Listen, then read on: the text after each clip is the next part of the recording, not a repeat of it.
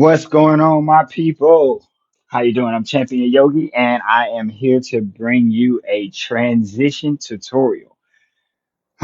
Today, we're going to be talking about two different poses, one transition going from one to the other. The poses that we are working with is going to be lizard twist and we're going to move to water wheel. Now, I understand in the yoga community, quite a number of us yoga teachers kind of create our own names for poses, and sometimes that gets out of control.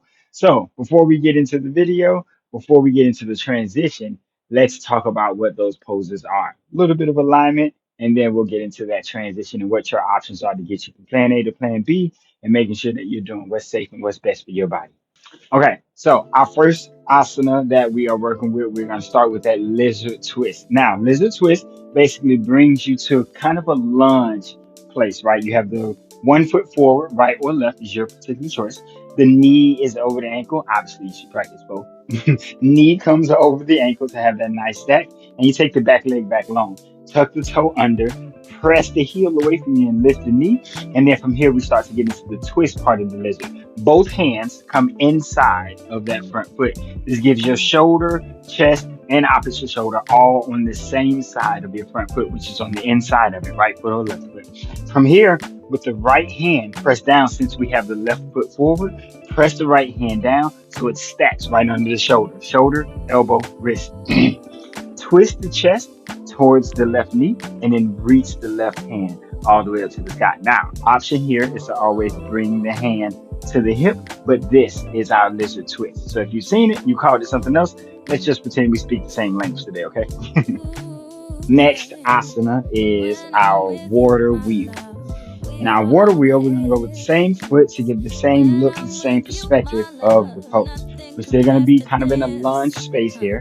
We still want to stack the same concept into that lunge, right? You're trying to bring the knee over the ankle. Remember, the knee doesn't always have to be over the ankle. If that's a little too deep for you, rise up a little bit higher. But if that's good for you, sink into the space. You can always press the knee over the ankle without causing any damage to yourself, but that does take away some of the range and the stretch that we're trying to get into these hips. So trying to keep the knee over the ankle, best way to do this asana. Get the most out of this asana is what I mean to say.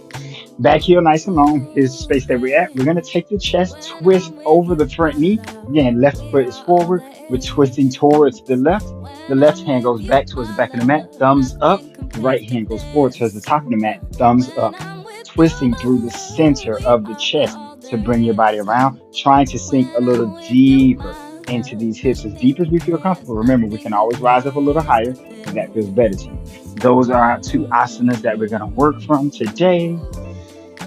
Lizard twist, water wheel. Now, whole lot of obliques going into lifting that body up and taking it back. The quad muscles are going to be working. The chest is going to be working a little bit. All those core muscles are really going to be very important as you come through, especially to maintain that twist. But most important thing about this is you have a lot of options to get yourself from one space to the other, and you don't have to maintain anything in order for you to get the most out of your particular practice. So let's talk about where we are today. Our first way to go through it is the ideal way that we're going to try to get through in the class, and then we'll start talking about those modifications, making it a little more challenging or making it a little more gentle, depending on what we need. So right here in this lizard twist is where we're going to be. Remember, the hand was down underneath the knee, the back knee was up, so we're nice and long. Top hand is reaching up nice and high to get us to that lizard twist space. Now, from here, what we want to do is we want to engage into these core muscles. Make sure that your right foot is towards the right side of the mat and the left foot is towards the left side of the mat, so you have a good space to balance on when you're lifting your body up. Press this front foot really hard down into the mat, right through that heel, and allow yourself to engage those lower core muscles. That will help your body start to lift up a little bit. You keep that left hand reaching back, right hand reaching forward, rise all the way up. And remember, continue sinking as deep into these hips as you can.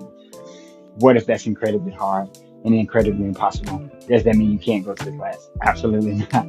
The first place you want to start with is just lowering that back knee down to the mat, okay? So when you're in this lizard twist, just bring that back knee down and untuck the toe, and that's immediately going to add a whole nother element of support, helping you get yourself up to the top. From there, just still press into that front foot, lift your body up, supports your balance, supports the lift, give you a whole lot of extra strength as you bring yourself all the way up to the space, right?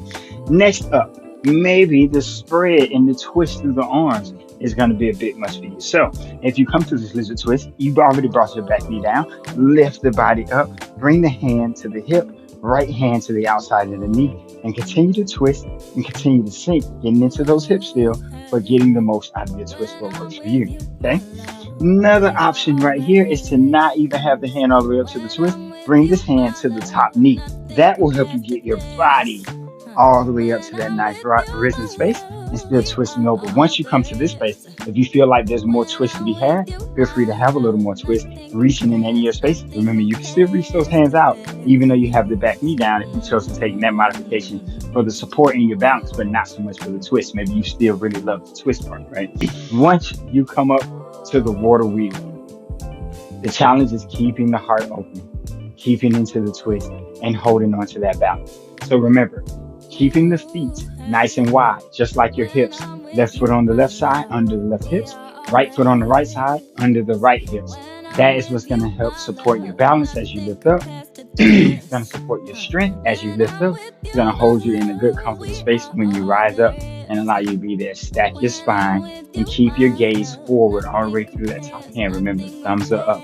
Go through it a few times. Remember, up and down. As you lower down, try not to crash your body down into that twist, okay?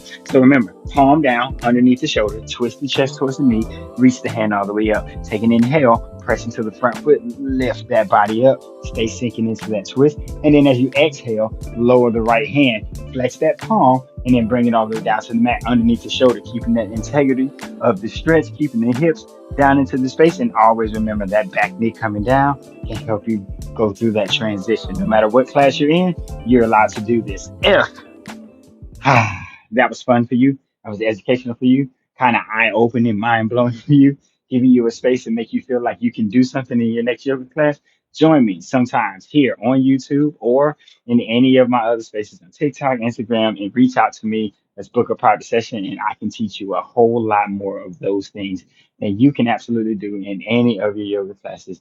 Just modify it and bring it down to your level. Thank you, thank you, thank you for joining me. See you back here soon.